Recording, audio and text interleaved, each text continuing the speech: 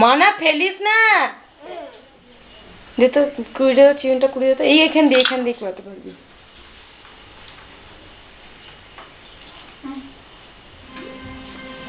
এদিকে আয়। ফেলবে না। করুণা চলে যাচ্ছে, দেখ করুণা চলে যাচ্ছে। টাটা করে দাও করুণাকে। বল খেলবে না বেটা। এই দেখো এবার এই চুনটা নিয়েছে, এবার এটা ফেলবে না। চিউনা পেন নিয়েছে।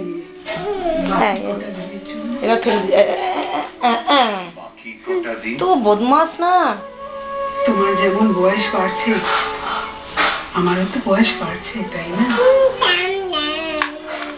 বলে না এমন অলক্ষণে কথা বলতে নেই।